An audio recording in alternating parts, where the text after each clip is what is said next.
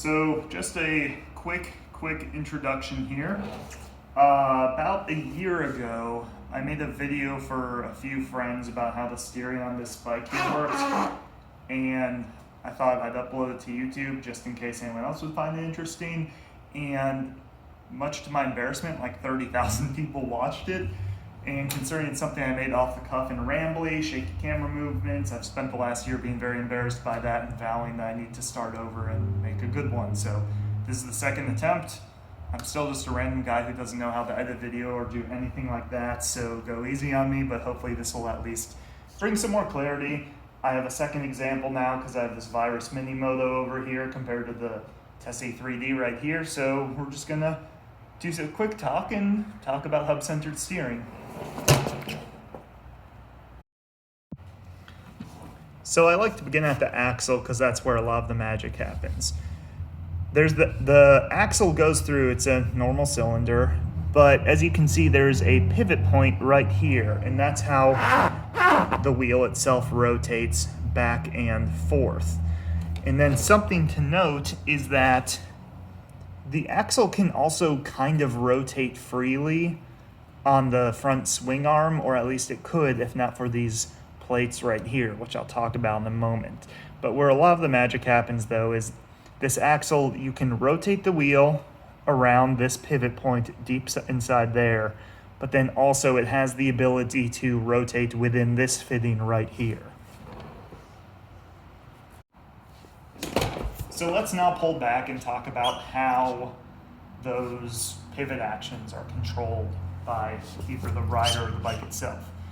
So in most hub-centered steering bikes, there are 3 rods. Some have 2, I'll get into that later, but in this case, there are 3 rods. There is this large plate and this rod here. There's an identical rod on the other side. Let's talk about those for a moment. So the purpose of those is twofold. The first is it maintains the rake so that as the suspension compresses, the angle at which you steer will be constant in reference to the geometry of the bike. The second, and perhaps most important thing, is they send the braking forces backwards. That's what creates the anti-dive characteristics of hub-centered steering. Instead of sending the braking forces through the forks, which are trying to do other stuff for the bike, it just sends it back into the chassis, so the whole thing just kind of settles down rather than pitching forward. Another way to explain what these rods do is, if I were to remove them, this entire assembly would just almost rotate freely around this. Well, I'm sorry, I'd have to remove this also, but you get the idea. This third rod here, this is what controls the actual steering itself. So it's actually a very gentle action. You can see all it does, it's just pushing and pulling the wheel back and forth. Now, as to how that actually happens from you turning the handlebar, I am going to have to get handheld for a moment here. So when you start up at the handlebar, underneath the steering stem, that is your first rod here. That works over here into a pivot point, and there's about 2 or 3 different plates and levers behind the frame. In the description of this video, I'll link, there's a very good video on YouTube someone uploaded from the Tokyo Motor Show where they had a Tesi 3D chassis without a motor in it, so you could really see what was going on behind here. So I'll link that in the description. But that eventually all comes to this point, which, that's, like I said, it's this very gentle action. It's translating, I'm sorry for the jump there. It's translating just this tiny movement back and forth, and that's how it turns. So another example of this is this Vyrus Mini Moto. It's the 50C32T, very catchy name. About 10 years ago, Vyrus made 8 of these as just a project of putting all their engineering into a mini moto bike. But you can see there is almost same principle. Underneath the handlebars, there's the start to this pivot. The interesting thing here that's different is it gets here and they run it through the frame so that if you come to this other side, there's another pivot, and it just gently moves that wheel back and forth. And, you know, backtracking earlier, there's that axle. It's the same thing, just much, much, much smaller. But even this thing has 2 rods right there to transfer back the braking forces and maintain the steering rake. On this side, one thing I think is kind of cool about hub center steering bikes is, while this principle is for the most part the same, there's a lot of weird variations, particularly with suspension. For the control itself, one variation you see is Vyrus on some of their bikes, particularly the 986M2, I believe it's called, which has a CBR 600 engine. They built it to hope to go racing in Moto 2. It only has these two. It has this and then the mirror image. And then rather than have that linkage of assemblies going down to pivot the rear wheel around, they just create a linkage between the handlebars and the front fender right there. I don't know why it took so long for someone to think, hey, why don't we just directly connect this? But it works.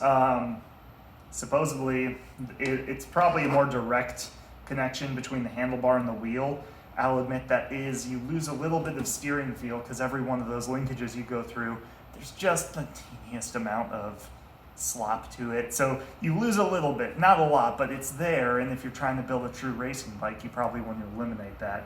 The side effect is it doesn't look as cool because there's not this gap. And let's be honest, the main thing about this is it looks cool. You can make the engineering argument all day, but the reason I love these bikes and I'm trying to collect them is just because they look cool. So another thing is the suspension for the front swing arm. Few variations of that as well. On this particular one, this is an air-filled shock right here. Later, Bimota revised the design to have a shock that ran sort of like in this area right here. That just was a more traditional shock. The new Tesi H2, which is probably why my videos have been getting a lot more attention lately. The new Tesi H2 from Bimota has the front shock literally next to the rear shock at the back, which is a really interesting setup. As of me making this video, they haven't released the price on that, but I am cautiously optimistic that I'm going to get one of those in my garage as well. I'm just trying to collect all of the hub center steering bikes, hence why I have a mini moto with it. But yeah, it's the Vyrus. They have some of their bikes have a suspension unit sideways right in this area. It's a really interesting design, but yeah, it's weird engineering, and it's, you know, in the time where so many things stay the same with bikes and we're just throwing more electronics, it's cool to see different chassis elements. That's why I'm so excited by that Tesi H2. It's something different, you know? So for the most part, that concludes the updated version of this video.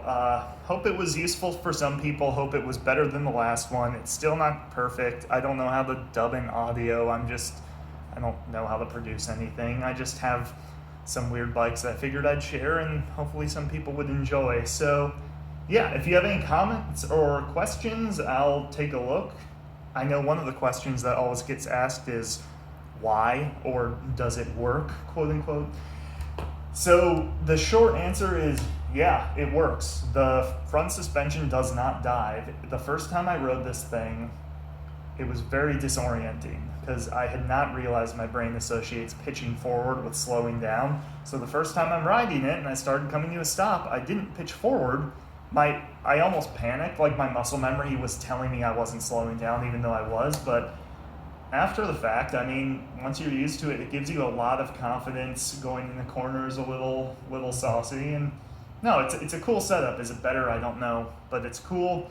It's just really interesting engineering. It's something different. Like I said, the argument for it for being better at really braking late in the turns on the track and everything. I have not done a track day on this bike. I would like to at some point, but you know, the biggest thing is that parts availability for it and maintenance for it are a bit of a nightmare. Some of that is because of the swing arm, some of it is because it's a Bimota.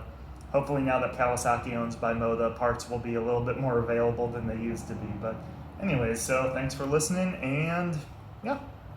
Everyone, go out there, ride safe, buy interesting bikes, and do cool stuff with them. See ya.